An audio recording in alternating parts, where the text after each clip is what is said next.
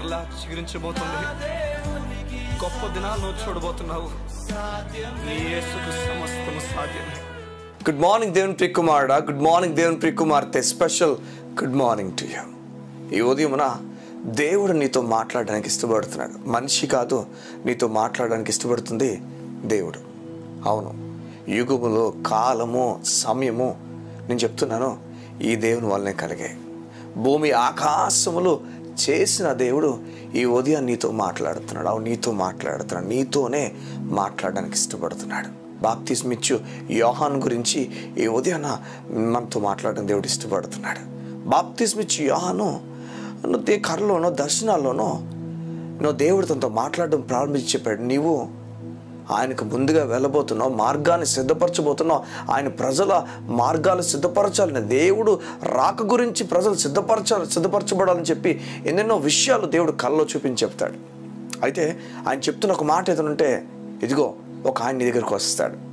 ఆయన పైన దేవుని ఆత్మ పావురం వలె దిగుతాడు. ఎవరిపైన ఇలా జరుగుతుందో ఆయనే యేసు, ఆ మెస్సయ్య, లోక పాపములను మోసుకొని వెళ్ళిపోయిన దేవుని గొర్రెపిల్లని చెప్పి కొన్ని విషయాలు ఆ దర్శనంలో ఆ స్వరం ఆయనకి చెప్తుంది. ఇవన్నీ విన్న బాప్తిస్మిచ్చు యోహాను అయితే ఆ దేవుడు ఎంత గొప్పవాడో, లేకపోతే ఆ యేసు ఎంత గొప్పవాడని చెప్పి ఎన్నెన్నో ఊహలు ఊహించుకొని, ఎన్నో ఊహలతో ఆలోచించుకొని ఎంతో గొప్పగా తన గురించి తన మనసు నిండా నింపుకుంటాడు. జాగ్రత్తనండి, ఇలా గొప్పగా ఆలోచించిన సమయంలో ఒకరోజు బాప్తిస్మిచ్చు యోహాను బాప్తిమిస్తుండగా ఒక ఆయన నడుచుకుని వచ్చి సాదాసీదా బట్టలతో మామూలు వ్యక్తిగా అందరి మధ్య నుంచి అలా నడుచుకుని వచ్చి బాప్తిస్మిచ్చు యోహాను దగ్గరికి వచ్చి బాప్తిస్మం ఇమ్మని చెప్పినప్పుడు ఆయన ఆశ్చర్యపోతాడు. ఇదిగో నేను నీకు బాప్తిజం ఇవ్వడం ఏంటి, నీవు నాకు బాప్తిజం ఇవ్వాలి కదా అని చెప్పి మొత్తానికి ఎన్నెన్నో మాటలు వారి మధ్య జరుగుతాయి. ఆ తర్వాత ఆయన వెళ్ళిపోతుండగా, బాప్తిజం తీసుకొని వెళ్ళిపోతుండగా బైబుల్ చెప్తుంది, పైనుంచి దేవుని ఆత్మ వచ్చి పావురం వల్ల తన మీదకి రాగానే వెంటనే బాప్తిస్మిచ్చు యోహానుకి అర్థమైపోద్ది, ఈయనే ఆ మెస్సయ్య, దేవుడు చెప్పిన వ్యక్తి ఈయనని. మొత్తానికి దేవుడు చెప్పిన వ్యక్తిని నమ్మడానికి చాలా ప్రయత్నం చేస్తాడు, పట్టుకుంటాడు. చూడండి, బాప్తిస్మిచ్చు యోహాను ఒక సమయానికి వచ్చినప్పుడు, చెరసాల ఉన్నప్పుడు ఈ విధంగా ఒక మాట పంపిస్తాడు యేసు దగ్గరికి తన శిష్యుల ద్వారా. బాప్తిస్మిచ్చు యోహాను శిష్యుల ద్వారా ఓ మాటను పంపిస్తాడు, నీవేనా ఆ వ్యక్తివి, లేకపోతే ఇంకొకరి గురించి మేము ఎదురు చూడాలా అన్న మాట ఎందుకు వాడాడు, ఎందుకు ఆ మాట మాట్లాడాడు, అవిశ్వాసపు మాట దేనికని వాడుతున్నాడు?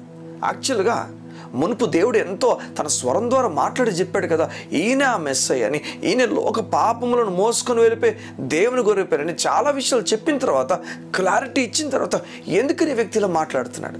కారణం తన ఆలోచనలో ఆ వ్యక్తి గురించి, దేవుడు చెప్పిన వ్యక్తి గురించి చాలా ఊహించేసుకున్నాడు. చూస్తే సాదా సీదా బట్టలతో తిరుగుతున్నాడు ఈయన, మామూలు మనిషిగా వస్తున్నాడు ఈయన.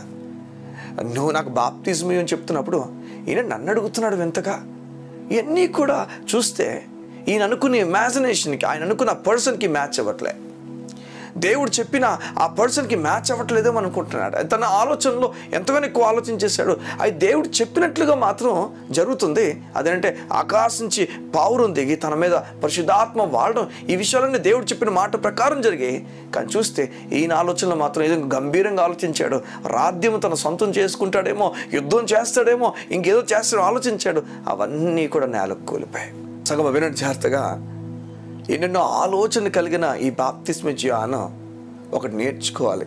ఆ విషయం ఏదంటే, తను ఆలోచించడం, తను ఏదో విషయాలు ఆలోచించడం కన్నా దేవుని మాటను పట్టుకొని వెళ్ళడమే బాప్తిస్మిచ్చు యోహాను నేర్చుకుని ఉండాలి. నిజంగా చూడండి, యేసు అపరెన్స్, ఫిజికల్గా ఆయన అపరెన్స్ ఏమవుతుందో అది తనకు డౌట్ని కలుగు చేసేసింది, క్వశ్చన్ మార్క్ని ఇవ్వడం ప్రారంభించింది. అవును, మన జీవితంలో ఫిజికల్గా చూస్తున్నవన్నీ కూడా మనకు దేవుని పైన అపనమ్మకాన్ని కలుగు చేస్తాయి, క్వశ్చన్ మార్క్ని చేస్తాయి. నేను ఆలోచించింది ఇది కదా, నేను అనుకుంది ఇది కదా, ఇలా జరుగుతుంది ఏంటి? దేవుని మాటని చూడాలి. నువ్వేదో ఒక విషయాన్ని కోల్పోయినప్పుడు దేవుని మాటని చూడాలి.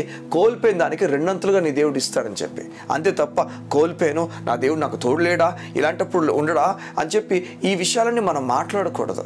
జీవితంలో జరుగుతున్న ఏ సందర్భానికైనా దేవుని మాట ఉన్నది, ప్రయాసపడి భారం మోయించిన సమస్త జనులారా, చూడు ఒక్కరిద్దరు కాదు, సమస్త జనులారా నా ఎద్దుకు రండి, మీకు విశ్రాంతిని ఇస్తా అని చెప్తున్నాడు. విశ్రాంతి ఆయన పలుకుతున్నాడు, విశ్రాంతి ఇస్తా అని చెప్తున్నాడు. నాకు విశ్రాంతి లేదని నేను చెప్తుంటే గుర్తుపెట్టుకో, నీవు ఫిజికల్గా చూస్తున్న విషయాలు బట్టి వెళ్ళిపోతున్నావు. చూడండి, బాప్తిస్మ ఇచ్చి యోహాను ఏం చేస్తున్నాడు? బాప్తిస్మ ఇచ్చి యోహాను ఫిజికల్ అపిరెన్స్ చూసి మోసపోయాడు. ఈ బాప్తిస్మ ఇచ్చి యోహాను దగ్గరకు ఆయన శిష్యులు వస్తే ఆయన శిష్యులకి యేసుప్రభు ఈ మాటలు చెప్పి పంపిస్తాడు, నా నిమిత్తము అభ్యంతర పడినవాడు ధన్యుడు. నిజం అదే. నువ్వు ఏం జరుగుతున్నా, ఎలా అవుతున్నా నీ జీవితంలో నువ్వు అభ్యంతర పడకూడదు. నా దేవునికి సమస్తం తెలుసు, నా దేవుడు సమస్తం చూసుకుంటాడు. ఇలాంటి ఒక నేచర్ కలిగిన వ్యక్తిగా నీవు వెళ్ళాలని దేవుడు కోరుతున్నాడు.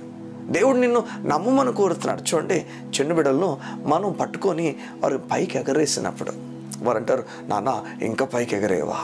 వారు ఎంత నమ్ముతున్నారు మనల్ని. చూడండి, దేవుడు మనల్ని అలాగే కోరుతున్నాడు. దేవుడు మనల్ని కోరుతున్నాడు ఏనంటే, నన్ను నమ్ము పూర్తిగా. నేను నిన్ను విడిచిపెట్టినప్పుడు నిన్ను విడిచిపెట్టట్లేదు, నేను ఎవరికి అమ్మేయట్లేదు, నిన్ను గొప్ప వాటికి నేను వదులుతున్నాను తప్ప తక్కువ వాటికి వదలట్లేదని చెప్పి నమ్మమని చెప్తున్నాడు. నేను దేవుని మాట నమ్ముతావు అది అన్న. బాప్తిస్మ ఇచ్చి యోహాను మాత్రం ఒక తప్పుడు అడుగులు వేసేసాడు. బాప్తిస్మ ఇచ్చి యోహాను అవిశ్వాసపు అడుగులు వేసేసాడు. ఈ ఉదయాన్న దేవునితో చెప్తున్నాడు, ఏం జరిగినా నన్ను నమ్ముతావా? నేను నమ్ముతున్నాను, గొప్ప కార్యాలు నువ్వు చూస్తావని. గొప్ప కార్యాలు దేవుడు నీ కొరకు దాచి ఉంచాడు. నమ్ముట నీ వలన అయితే నమ్మువానికి సమస్తము సాధ్యమే. కళ్ళు మూసుకుంటావా? ఈ ఉదయం నీ గురించి ప్రార్థన చేయడానికి ఇష్టపడుతున్నాను. మా ప్రియ పరలోకపు తండ్రిని మీకు వందనాలు. నీ గొప్ప బలమైన మాటలు బట్టి నీకు వందనాలు, నీ సన్నిధి బట్టి నీకు వందనాలు. నీ ప్రజలను నువ్వు ఎలా ఆదరించబోతున్నావు ఆ విషయాలన్నిటి బట్టి నీకు స్తోత్రాలు. అయ్యా, నీ ప్రజలుగా ఏ విషయాలైతే మేము లోపం కలిగి అవిశ్వాసంతో నడుచున్నామో, ఏ విషయాలైతే ఫిజికల్గా మేము అన్నీ చూసేస్తున్నామో, ఏ విషయాలైతే బాహ్యంగా చూస్తూ ఇలా అయిపోద్దేమో అలా అవుతుందేమో అని చెప్పి మా జీవితంలో జరుగుతున్న విషయాలు బట్టి మా జీవితాన్ని క్యాలిక్యులేట్ చేస్తున్నాము, అటువంటి వ్యక్తులకు మేము అయిపోకుండా పూర్తిగా నీ మీద ఆధారపడి ఏమవుతున్నా నువ్వు చూసుకోగల దేవుడు ని నమ్మి ముందుకెళ్ళినట్లుగా సహాయం చేయండి. నీ బిడ్డలను 100% దీవిస్తూ నెమ్మది ప్రకటిస్తూ యేసు నామమున ప్రార్థించుచున్నాము తండ్రి. ఆమేన్, ఆమేన్, ఆమేన్.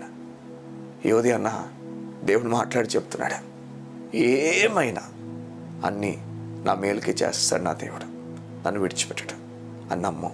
అని నమ్మి ముందుకెళ్ళడానికి ఇష్టపడు. నీ గురించి ప్రాణం పెట్టినాడు, వీధుల్లో ఏడ్చబడి కొట్టబడి ఇష్టాసరంగా జనాన్ని మాట్లాడుతున్నా ఓరికి ఉండిపోయినాడు, నిన్ను ఎలా విడిచిపెడతాడు చెప్పు? నీపైన చెడు అభిప్రాయాలు ఎలా కలిగి ఉంటాడు? నీ జీవితాన్ని పాడు చేయడానికి చూడడం, నీ జీవితాన్ని బాగు చేయబోతున్నాడు. నమ్ము, నీవు తన ఒడిలో ఉన్నావు, ఉన్నతమైన కార్యాలు చూడబోతున్నావు. God bless you. See you tomorrow.